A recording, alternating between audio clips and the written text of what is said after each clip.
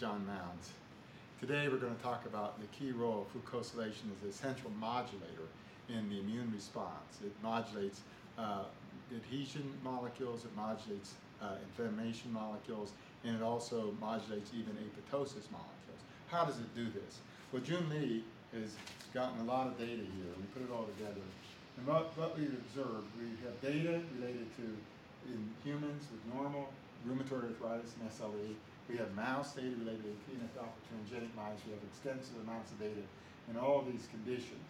And we also have data on the role of fucose in either unstimulated cells straight out of the mouse of the human, or when we stimulate them in the cells, especially the macrophages.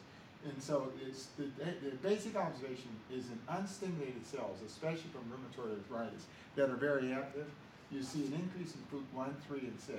And that correlates with all the markers of these macrophages that we've studied in other studies, TNF, IL-23, DR5, the type M1 inflammatory macrophage, DR5 sensitivity to apoptosis. And sure enough, RA is greater than OA at this level. And we can say similar things for CD4 T cells. So that's just straight out of the human or the mouse. So given that, we want to figure out the mechanism. So what we can do is we can simulate that with stimulation. So here we can stimulate, let's take the macrophages, we did the same with T cells, but for macrophages, we found that TLR pathway stimulation, this can be through LPS, CPG, zymosan, upregulates TNF and fucosylation, or the FUC136 enzymes after we stimulate.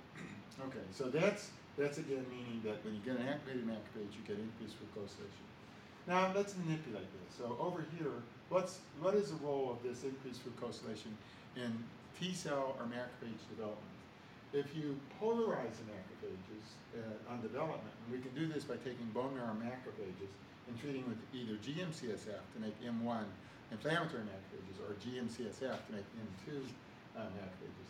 If you make M1 inflammatory macrophages, sure enough, from starting from bone marrow, you get increased FUC3 and some of the other ones. Also TNF, IL-23, increased DR5, and increased TRIAC sensitivity. In contrast, M2 polarized macrophages towards the anti-inflammatory state, such as what you'd see in OA, or normal compared to SLE, you see the opposite effect. The other way to do this, that's macrophage polarization. The other thing you can do is look at T cell polarization. Here, CD4 T cells can be polarized to become inflammatory Th17 or Th1, which produce interferon gamma, or other kinds, like the Tregs. But the basic finding is that when you polarize to Th17, you do get you get an increase in some of these markers.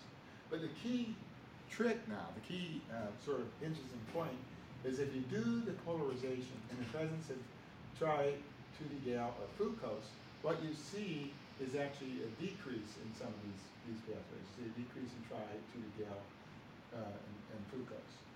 And the other interesting thing is if you treat, this is actually sort of a reason why we get into the model. You'd think that blocking fucose with 2D-gal would automatically eliminate inflammation, would eliminate development of inflammatory macrophages, and eliminate these Th17 T cells. However, 2D-gal actually surprisingly increases Th17 development, increases IL-23. This is in RA and SLE. And fucose has sort of the same kind of effect. So you wonder, well, how can this be? How can blocking fucose with the fucose pathway with 2D-gal work? So this comes to the model.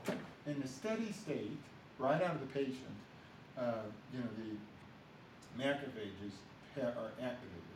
And during this state of activation, they have increased energy consumption, which uses fucosylation. They also have increased synthesis of many molecules related to Fc receptor signaling, Fc receptor binding to immune complexes, secretion, and also adhesion molecules, and many others. And they all require fucosylation. So what happens? In a steady state, fucosylation is required. FUC1, 3, and 6 are all out. Those seem to be very key. FUC1, 3, and 6. Because the other ones, FUC2 and 8, they're not elevated. So there's something about FUC1, 3, and 6. But let's take the case where you inhibit this with 2D-gal. you'd say, well, we'll just inhibit these enzymes and we'll prevent inflammation. That was the theory. However, what happens, look at this, if you look down here, if you try to block this, the enzyme, FUT1, 3, and 6, will compensate and even upregulate more. Maybe some other fucosylation molecules that aren't there will also respond and inhibit, will upregulate more. And then probably other pathways will upregulate more. So they're going to compensate for this attempt to inhibit it in a non-specific way. And you'll get, sure enough, you'll get worse IL-17 and IL-23. So the conclusion is, this is a valid pathway, it's central to inflammation, it's, say, the master regulator of inflammation, that is fucosylation, is a master regulator of inflammation. But you cannot knock it down or turn it off in a non-specific way because you'll get compensatory hyperinflammation. So what's needed is more specific inhibitors of specific fucosylation enzymes or pathways that are relevant to inflammatory molecules.